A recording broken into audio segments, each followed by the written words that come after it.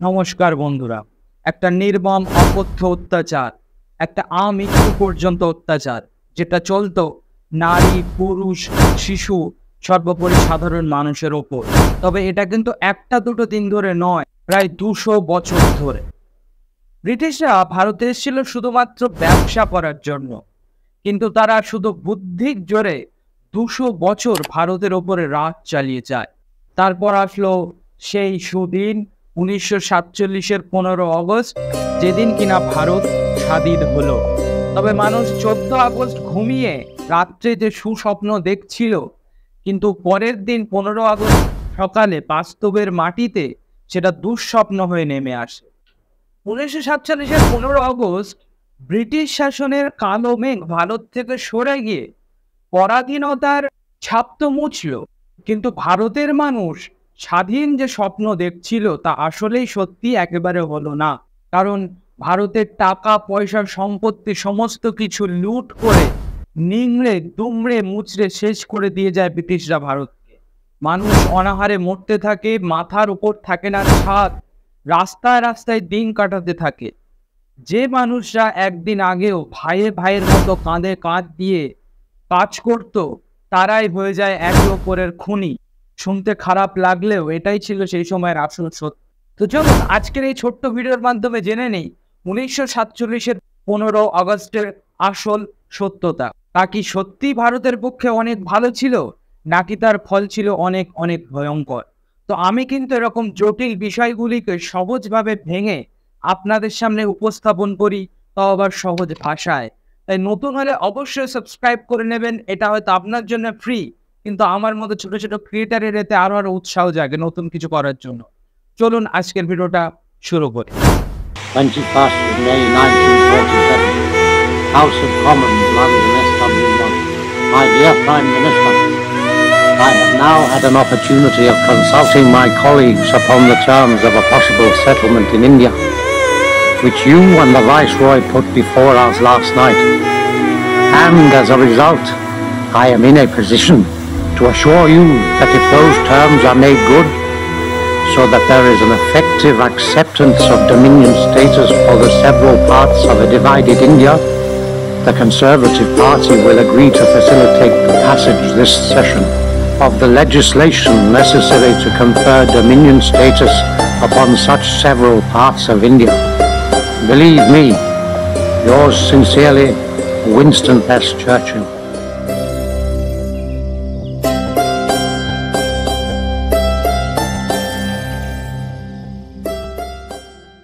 দিনটা ছিল 14 আগস্ট 1947। তৎকালীন আমাদের ভারতের প্রথম প্রধানমন্ত্রী যিনি হবেন, জওহরলাল নেহেরু, তিনি বিকালবেলা পরের দিন বক্তৃতা দেবেন বলে, অর্থাৎ স্বাধীন ভারতের প্রথম বক্তৃতা দেবেন বলে প্রস্তুতি নিচ্ছিলেন। ঠিক সেই সময় বিকেলে তার কাছে একটা ফোন আসে, আর সেই ফোনটাই এক মুহূর্তের মধ্যে তার সমস্ত হিসেব নিকেশ সম্পূর্ণভাবে ওলট পালট করে দেয়।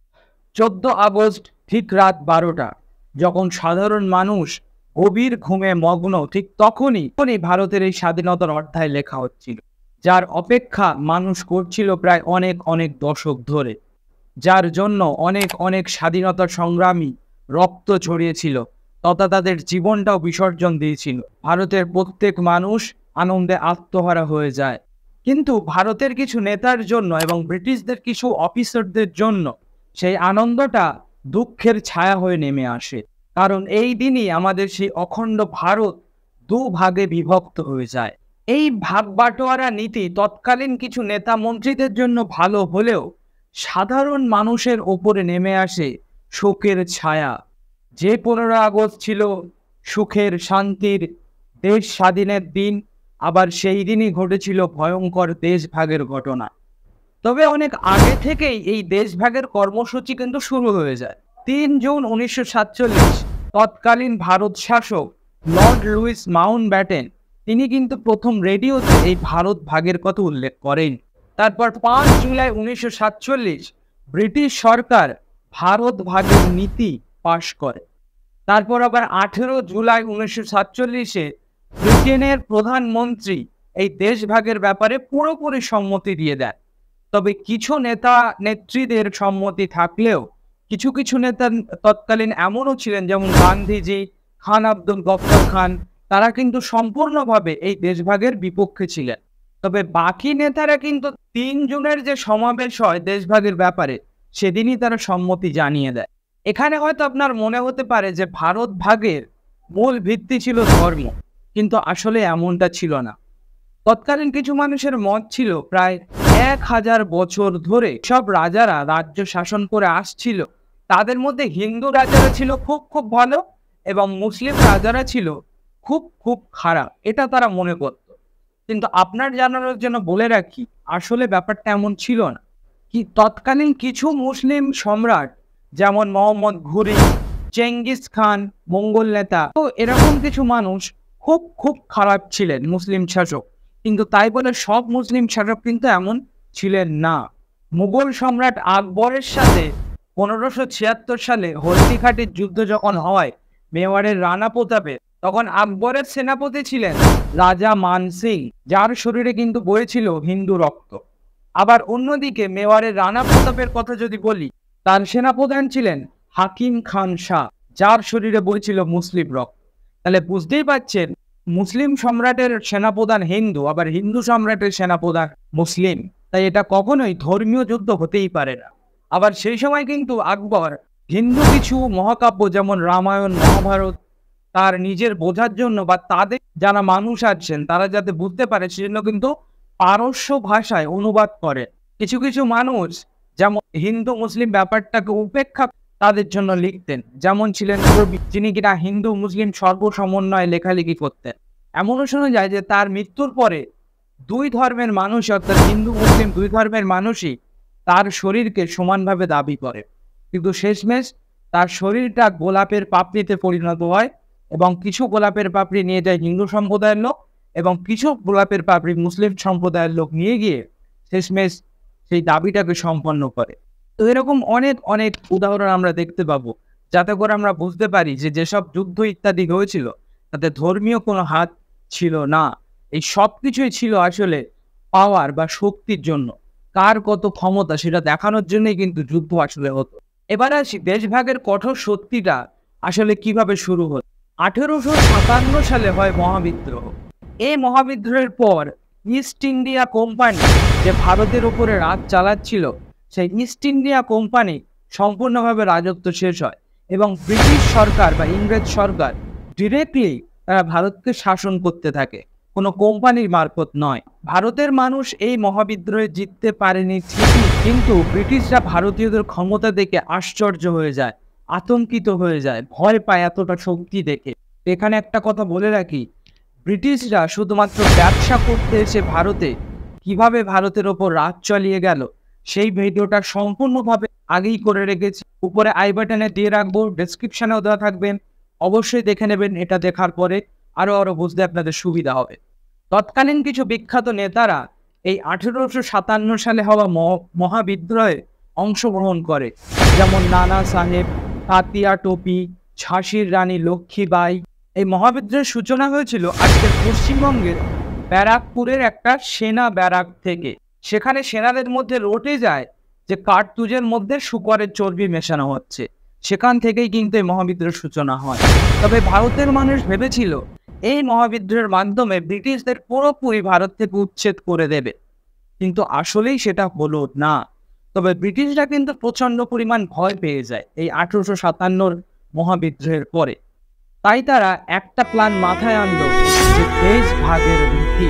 তারা জানতো এই নীতি প্রয়োগ করলে ভারতের ভিতরের মানুষজনদের মধ্যেই কিন্তু নিজেরাই বিদ্রোহ করে, নিজেরাই দাঙ্গা হাঙ্গামা করে অনেক মানুষ মারা যাবে। আর আসলে ব্রিটিশরা এটাই চেয়েছিল। তো এই ব্যাপারটা আপনাদের ডিটেলসে বুঝতে গেলে দুটো দলের কথা বুঝতে হবে। আজকের দিনে যেমন আপনারা বিভিন্ন রাজনৈতিক দল দেখেন, কিন্তু এই ঘটনার পক্ষ বিপক্ষে তৎকালীন দুটো প্রধান দল ছিল। একটা ছিল ভারতের জাতীয় কংগ্রেস, যেটা 1885 সালে প্রথম সৃষ্টি হয়েছিল এবং এর প্রতিষ্ঠাতা ছিলেন অ্যালেন অক্টোভিয়ান হিউম, একজন ব্রিটিশ। তৎকালীন সেই জাতীয় কংগ্রেসের কিছু বিখ্যাত নেতা ছিলেন উমেশ চন্দ্র ব্যানার্জি, দাদাভাই নৌরোজি, বদরুদ্দিন তৈয়বজি, উইলিয়াম ওয়েডারবার্ন, গান্ধীজি, জওহরলাল নেহেরুর মতো মানুষজন। আর এই জাতীয় কংগ্রেস জাতীয় দলের লোগো বা পতাকাটা ছিল ঠিক এমনটা, আপনার স্ক্রিনে দেখতে পাচ্ছেন। এবার মনে করুন এই জাতীয় কংগ্রেস দলের প্রধান বিপক্ষ দল ছিল নিখিল ভারতীয় মুসলিম লীগ। এই জাতীয় দলের প্রতিষ্ঠা হয় 30 ডিসেম্বর 1906 সালে ঢাকায়। তৎকালীন কিছু সুপরিচিত মুসলিম নেতা নেত্রীরা মিলে এই দলটা প্রতিষ্ঠিত করে। এর কিছু বিখ্যাত নেতা ছিলেন মোহাম্মদ আলী জিন্নাহ, আগা খান, ফজলুল হক, নবাব ওয়াহাব উল মুলক প্রমুখ কিছু মানুষজন। এবং এই দলের পতাকা বা লোগো ছিল ঠিক এমনটা। তো এই লোগো দুটো বা পতাকা দুটো দেখে আপনারা দেশভাগের ব্যাপারে কিছুটা হয়তো বুঝতে পেরেছেন। এই মুসলিম লীগ 1940 সালে একটা অধিবেশন বা সভা করে। এই অধিবেশনটার ঐতিহাসিক গুরুত্ব ছিল কিন্তু ভীষণ ভীষণ বেশি, কারণ পাকিস্তান প্রস্তাবের কথা কিন্তু এই অধিবেশনেই প্রথম তোলা হয়েছিল। শুরুর দিকে ব্রিটিশ সরকার দেশভাগের সম্পূর্ণ বিপক্ষে ছিল, কারণ তাদের প্রধান মাথা ব্যথা ছিল ভারতের এই মিশ্র বসতি নিয়ে, যে দেশভাগ হলে মানুষের উপর ছাদ থাকবে না, খাবার থাকবে না, এই চিন্তাটা তারা পড়েছিল। তাই সেজন্য তারা একটা কমিশন গঠন করে যার নাম ছিল ক্যাবিনেট মিশন। 1946 সালের জানুয়ারিতে তৈরি হওয়া এই ক্যাবিনেট মিশনের দুটো প্রধান উদ্দেশ্য ছিল। এক, দেশ চালানোর জন্য একটা সঠিক অন্তর্বর্তী সরকার গঠন করা, এবং দুই, স্বায়ত্তশাসিত ভারতের একটা সুনির্দিষ্ট সংবিধান প্রণয়ন করা। ওই বছরের 16 মে ক্যাবিনেট মিশন একটা বিবৃতি দিয়ে জানায় যে তারা এই দেশভাগের সম্পূর্ণ বিপক্ষে এবং তারা একটা ত্রিস্তরীয় সংবিধান ব্যবস্থা আনতে চলেছে, যাতে করে কিনা ভারতের প্রত্যেকটা মানুষ সুখে শান্তিতে থাকবে। এই দলিলকে তৎকালীন গান্ধীজি সর্বকালের শ্রেষ্ঠ দলিল বলেও আখ্যা দিয়েছিলেন, এতটাই ভালো তার কাছে লেগেছে। কিন্তু তৎকালীন মোহাম্মদ আলী জিন্নাহ, যিনি কিনা মুসলিম লীগের একজন নেতা ছিলেন, তার এই নীতিটা বা এই ত্রিস্তরীয় সংবিধানের প্রস্তাবটা ভালো লাগেনি। কিন্তু অনিচ্ছা সত্ত্বেও মুসলিম লীগ এই প্রস্তাবটাকে মেনে নিয়েছিল। ইভেন তারা ক্যাবিনেট মিশনের সাথে নতুন অন্তর্বর্তী সরকার গঠনেও খুব প্রচেষ্ট হয়েছিল, কিন্তু ওই অধিবেশনে গান্ধীজিকে কিন্তু ডাকা হয়নি। ঠিক এই জায়গাতেই গল্পে আসে বিশাল একটা টুইস্ট। 1946-এর 10 জুলাই যখন সাংবাদিকরা কংগ্রেস মানে জাতীয় কংগ্রেস দলের জওহরলাল নেহেরু সাহেবকে একটা প্রশ্ন করেন যে আপনি কি এই ত্রিস্তরীয় প্রস্তাবের খুশি, উত্তরে তিনি জানান আমরা ক্যাবিনেট মিশনের সম্মতিটাকে মেনে নিয়েছি, কিন্তু কংগ্রেস তার ইচ্ছা মতো ক্যাবিনেট মিশনের প্রস্তাবটাকে পাল্টে নিতে পারে। এটাই ছিল মোহাম্মদ আলী জিন্নাহর কাছে একটা বিস্ফোরণের সমান কথা, যেটা কিনা মৌলানা আব্দুল কালাম আজাদ তার বিখ্যাত বই ইন্ডিয়া উইন্স ফ্রিডম বইতে লিখে গেছেন। এই ঘটনার পর জিন্নাহর মুসলিম লীগ 27 জুলাই একটা অধিবেশন ডেকে বলে যে ক্যাবিনেট মিশনের শর্ত আমরা মানছি না। সম্পূর্ণভাবে মুসলিম লীগ ঘুরে বসে দেশভাগের ব্যাপারে। তারপর আসলো 16 আগস্ট, পাকিস্তানের দাবিতে মুসলিম লীগ করল ডিরেক্ট অ্যাকশন ডে বা প্রত্যক্ষ সংগ্রাম দিবস। এখানে কিন্তু আমি বলে রাখি, আমি কিন্তু এতক্ষণ 1946 সালের কথা বলছি, 1947 সালের কথা কিন্তু এগুলো নয়। তারপর এই গল্পে আসলো আরও একটা টুইস্ট। 24 মার্চ 1947 ভারত শাসনের ভার পড়ল লর্ড মাউন্টব্যাটেনের ওপর। ব্রিটিশ উপরমহল থেকে তাকে নির্দেশ দেওয়া হয় যে 1948-এর মধ্যে ভারতকে সম্পূর্ণভাবে ভারতীয়দের হাতে তুলে দিতে হবে। এই লর্ড মাউন্টব্যাটেন ছিলেন খুব চালাক একজন মানুষ, তাই কংগ্রেসের তৎকালীন দুই নেতা জওহরলাল নেহেরু ও সর্দার বল্লভভাই প্যাটেল, এই দুজন মানুষকে তিনি রাজি করিয়ে ফেলেন দেশভাগের ব্যাপারে। গান্ধীজি যেহেতু তৎকালীন কংগ্রেসের একটা গুরুত্বপূর্ণ পদে ছিলেন এবং তিনি বলেছিলেন সম্পূর্ণভাবে দেশভাগের বিপক্ষে, তাই বলে যে দেশভাগ করতে গেলে আমার মৃতদেহের উপর দিয়ে করতে হবে। তবে দেশভাগের জন্য কিছু নেতা এমনভাবে মরিয়া হয়ে যায় যে তার কথা আসলেই কেউ মানে না। এবং তখন লর্ড মাউন্টব্যাটেন কিছুটা উপহাস করে গান্ধীজিকে বলে যে কংগ্রেস এখন আমার সাথে, আপনার সাথে নয়। তারপর মাউন্টব্যাটেন গান্ধীজি ও জিন্নাকে নিয়ে কিছু মিটিং বা অধিবেশন করেন, কিন্তু তাতে আসলে কোনো পরিবর্তন ঘটেনি। সে সময় তথাকথিত দেশের অবস্থা খুব একটা ভালো ছিল না। তখন পাকিস্তানের লাহোর থেকে একটা ট্রেন, যেটা কিনা আজকের পাঞ্জাবের অমৃতসর স্টেশনের উদ্দেশ্যে রওনা হয়, যাতে ছিল অনেক অনেক মানুষজন, যারা তাদের সর্বস্ব ছেড়ে সেই ট্রেনে উঠে বসে এবং ওই দেশ ছেড়ে ভারতে আসার জন্য পরিকল্পনা গ্রহণ করে। এবং সেই ট্রেনটা যখন অমৃতসর স্টেশনে পৌঁছায়, সেই ট্রেনে একটা মানুষও বেঁচে ছিল না, ছিল শুধু তাদের লাশ। এবং এই ট্রেনের শেষ কামরায় একটা চিঠি, যেটা ভয়ঙ্কর একটা চিঠি, তাতে লেখা ছিল, দেশকে ভাগ করার জন্য নেহেরু এবং প্যাটেলকে এই উপহার পাঠালাম। সত্যি এই ঘটনা বলতে গেলে আমারই এখন শিহরণ হচ্ছে। ঘটনাটা এতটাই শিহরিত করার মতো। এর উত্তরে অবশ্য আবার অমৃতসর থেকে একটা ট্রেন পাকিস্তানের লাহোরের দিকে যায়, ঠিক একই কারণে অনেক অনেক মানুষ এতে উঠে বসে পাকিস্তানে যাওয়ার জন্য, সেখানে সারাটা জীবন কাটানোর জন্য, সমস্ত কিছু ছেড়ে। ঠিক সেই ট্রেনটাকেও ব্লাস্ট করে দেয় অমৃতসরের কিছু লোক। এই সমস্ত কিছু ঘটনার জন্যই কিন্তু আসলে দায়ী ছিল ব্রিটিশরা। কারণ ব্রিটিশরা জানতো যে দেশভাগের কথা উঠলে তার আফটার এফেক্ট কি কি পড়তে পারে ভারতের উপর। তারা আসলে এইগুলোই চেয়েছিল, যে ভারতের মানুষরা নিজেদের মধ্যেই হানাহানি করে নিজেরাই মারা যাক। এইসব ঘটনার জন্যেই 31 মে 1947 গান্ধীজি তার কাছের একজন মানুষ রাজেন্দ্র প্রসাদ তাকে বলেন, দেশভাগের আগে শান্তি প্রতিষ্ঠা না করলে তা হবে স্বয়ং আত্মঘাতী। তারপর শেষমেশ 14 জুন 1947 ভারতীয় জাতীয় কংগ্রেস বা আইসিসি মাউন্টব্যাটেনের দেশভাগের নীতিকে চূড়ান্ত বলে মেনে নেয়। তারপর শেষমেশ 15 আগস্ট 1947 আসে অপেক্ষার অবসান, আসে সেই দিন আমরা ব্রিটিশ শাসনের হাত থেকে মুক্তি পাই চিরতরে। মানুষের মন কিছুটা ছিল স্বাধীনতার আনন্দে উদ্বেলিত, আর বাকিটা ছিল দেশভাগের হতাশায়, চিন্তায়, আর্তনাদে সম্পূর্ণ পরিপূর্ণ। এই দেশভাগের ব্যাপারটা এতটাই ভয়ঙ্কর ছিল যে ভারতের ইতিহাসের পাতা এটাকে একটা কালো অধ্যায় বলে ধরে নেওয়া হয়। তো এখানে একটা ডেটা আপনাদের দিয়ে রাখি, 15 আগস্ট হলো ভারতের স্বাধীনতা দিবস। ঠিক তার আগের দিন 14 আগস্ট কিন্তু পাকিস্তানের স্বাধীনতা দিবস। ঠিক স্বাধীনতার পরের এই সময় ভারতে সৃষ্টি হয় বিরাট এক বিশৃঙ্খল ব্যাপার। মানুষের কোনো খাবার নেই, থাকার জায়গা নেই, মাথার উপর ছাদ নেই, রাস্তায় রাস্তায় মানুষ রয়েছে, এক বিশৃঙ্খল অবস্থার সৃষ্টি হয়।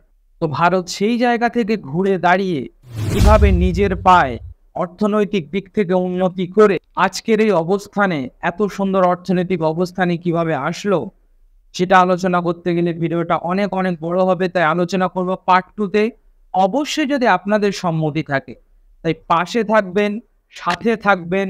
ভিডিওটা যদি এতদূর পর্যন্ত আপনাদের একটু উপকারে আসে অবশ্যই একটা লাইক করে দেবেন, চ্যানেলটায় নতুন হলে সাবস্ক্রাইব করে নেবেন, যাতে আপনাদেরকে আরো এত সুন্দর ভিডিও উপহার দিতে পারি। ততক্ষণের জন্য সুস্থ থাকবেন, ভালো থাকবেন, টাটা। দেখা হচ্ছে খুব শীঘ্রই।